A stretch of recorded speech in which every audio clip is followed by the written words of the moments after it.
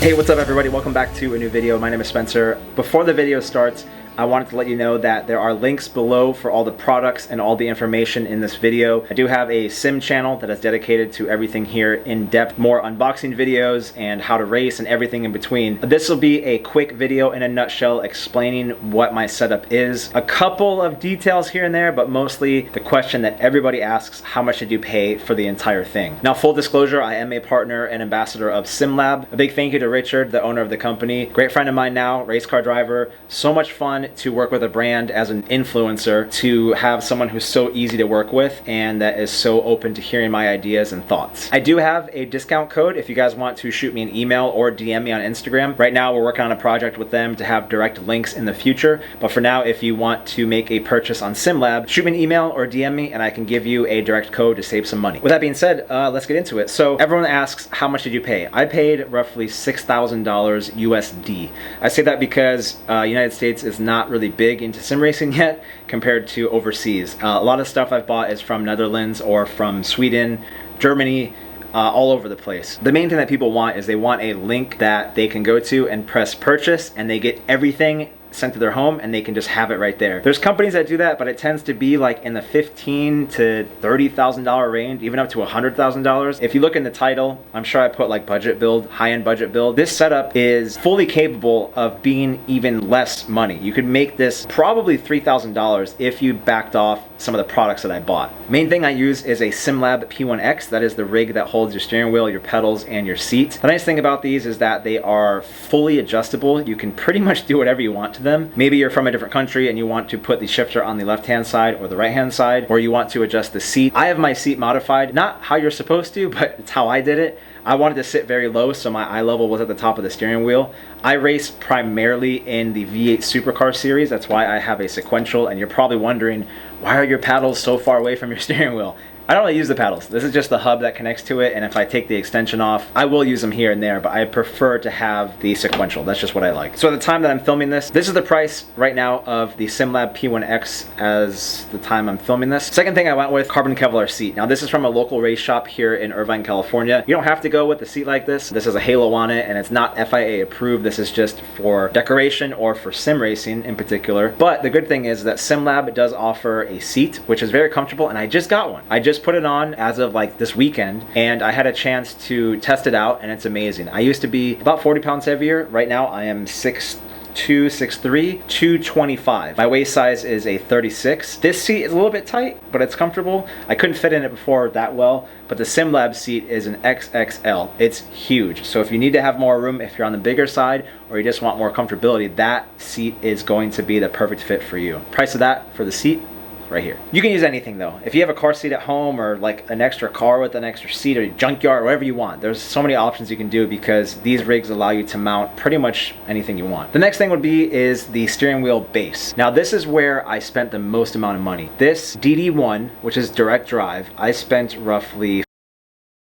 I have another one, a CSL Elite, that was like $250 or $300, and that's a different style. This is very strong. When you buy it, it comes with a torque key you have to insert and basically agree when you start it that this can break your wrist because this system is so strong. Now the reason why I went really quickly with this is that the main thing you want in sim racing is the most feedback. I don't have a motion sim, so I can't feel what the car is doing. The only feeling I get is through the steering wheel. So the more feedback I get, the better of my positioning, the center of gravity, what the car is doing. Everything has to be fed to me through the wheel base. It does not matter what wheel you have, it matters what wheelbase you have. That's the most expensive thing on this whole rig for sure. Then the next thing you have to have is the hub. The hub is where you connect your steering wheel to, and then you connect that to the wheel base. You can choose any wheelbase you want. SimLab offers different choices on how you want to mount either a direct drive system or a CSL Elite or anything from Fanatec. They make it very easy to choose. On their website, they have multiple options depending on what setup you go with. The hub is where you have a couple buttons, which allows you to change whatever you want. You can choose to have what button to do your flash, what button to do your pit lane speed, maybe look back, or whatever you want. So the hub allows you to connect the steering wheel to the wheel base. Now when you buy a hub, there's different ones you can buy from Fanatec or whatever. I have the magnetic shifter mod. I think they sound better than the ones it comes with. You can modify this in a million different ways, but I actually don't use the shifters. I am primarily sequential since I race pretty much 99% Australian V8 supercars. That's what I prefer. So I don't need to have that. I'll put the price of the universal hub right here. Then I have a Sparco P310, I don't know. It's from a supercar, a V8 supercar. This was $200 on Amazon. There's multiple ways to cut back thousands compared to what I did. I just have had the CSL Elite, I've had the CSL, the upgraded one, the V5, V3, and then now I have DD1. So the next step would be SimuCube, but that's a different story. So then moving on from that, with the SimLab P1X, I do have a couple accessories. I do have a mouse pad tray, which mounts pretty much wherever you want. I have it on the right-hand side of the rig, and it's down very low. I have my seat positioned extremely low on a different brand of seat mounts, where I can adjust the seat to tilt very far back or very far forward, and that gives me the full adjustability of my positioning in my seat, which I really like. But I sit so close to the floor that I can reach my phone on the ground, I can reach the mouse.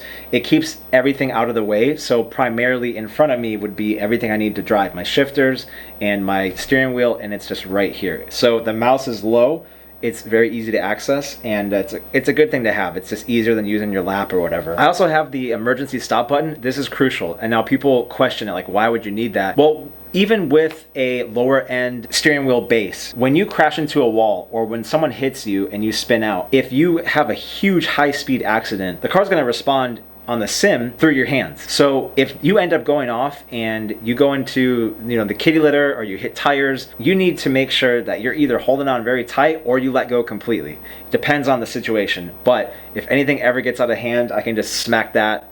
I can just hit that button and it'll turn everything off. Not anything else besides the steering wheel. Never press the feedback test button when you're doing your firmware update. I've learned the hard way. You're probably laughing right now if you've done it before. Oh my God, your house will shake. Price of the emergency stop, right there. I have a Fanatec e-brake. I don't really use it, but it's nice to have. If I spin out or if I do want to do some drifting or whatever. Maybe I'm in the canyons on Angeles Crest and I want to just turn around real quick without going to a turnout. I can just crank it and pull. Price of that is right here. Fanatec H-pattern shifter. The nice thing about this, it does have a option on the side to switch over to sequential. All you have to do is switch a button on the side to go back to H-pattern, same thing. I have a Jinx sequential shifter. It's hard to say. This was expensive, but it's dedicated to what I do. Like I said, I primarily race in V8 supercars, and this has been such an awesome addition. You hear that? Price of that is right here.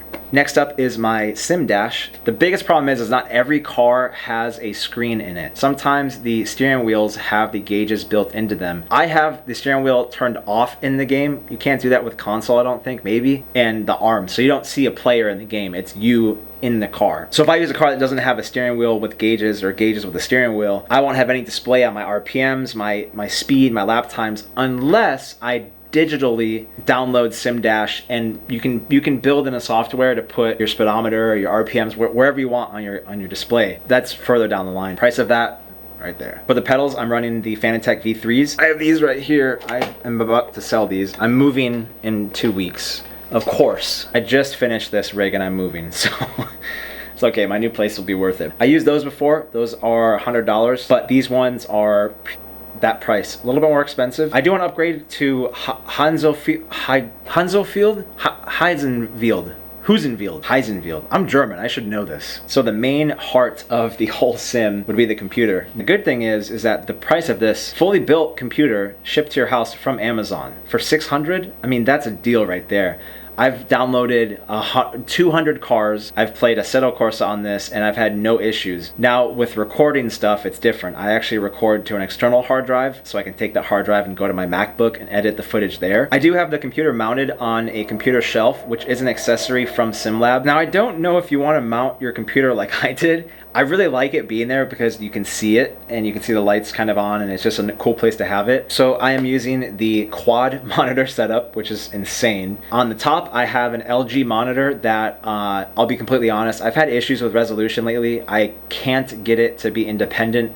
I'm figuring it out. I just turned it off for now because I want to make this video, and then I'll figure it out at some point. The main screens are actually TVs. They are from Amazon TCL. They are 40-inch TVs. They do have a gaming mode, so when you go into the system, you can adjust it to go to gaming mode, and it allows for a faster a faster refresh rate, I'm assuming, and it's just more responsive. The TVs were $275 a piece, I think. They might be even cheaper now, but that's the price of the TVs. Triple screen setup. It is from SimLab, the quad monitor mount. I think that's it for the main pieces. The next thing I would say is that I run 2 of the LED panels that are pretty cool because you can plug them in, charge them, and then they last for hours not being plugged in. They both sit behind the screens to light me up when I film. Those ones were pricing right here. Really affordable, I would say, for being mobile lights like that. And I also use a Logitech webcam. I have 2 of them. I have one that faces me, and then I have a pedal cam, which I used double-sided Velcro. Put one on the TV, one on the webcam, and then I put that on the back of the TV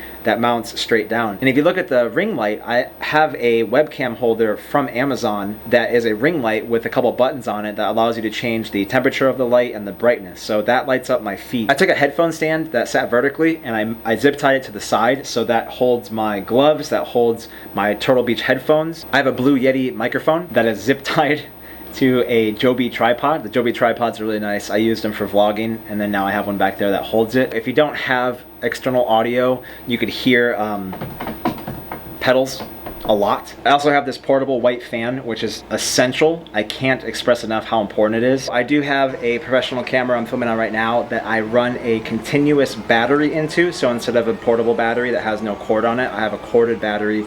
Goes into the camera, then plugs into the wall, so I have continuous battery for as long as I need it. Then I have Elgato capture card. Then I use the Blue Yeti microphone to pull external audio, and in OBS software I use that to adjust everything from my pedal cam to my face cam. There's a lot that goes into it. As you can see, I'm a little bit warm right now. One of the best things that I can say that you want to invest in when you're doing sim racing is a really good fan. When you're in a race car or you're driving, you have wind usually from the windows. When you're doing a sim, you don't have any of that. So if you're imagining yourself in a tight space where you're continuously fighting a wheel and you're very focused, you sweat very quickly, especially when you wear a set of gloves and a set of shoes. They're gonna get hot very quickly. So New Era was nice enough to send me one of their recent fans that they came out with.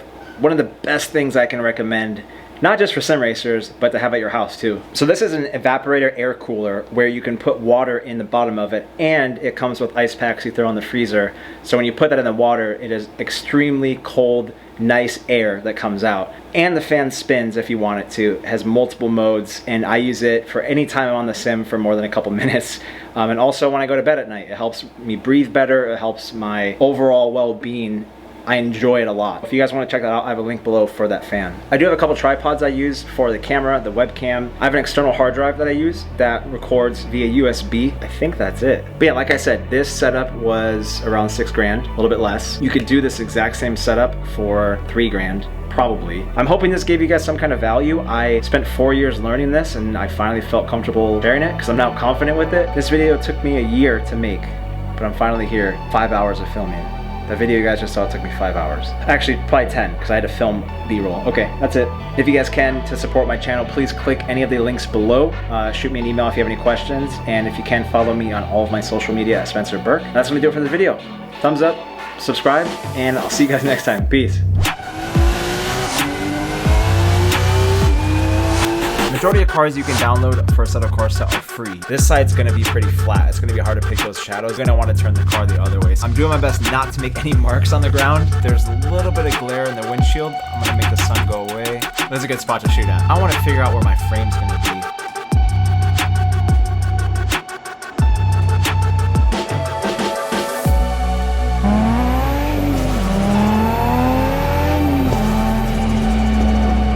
For the past 4 years, I've been dreaming of building something like this, and it's finally done.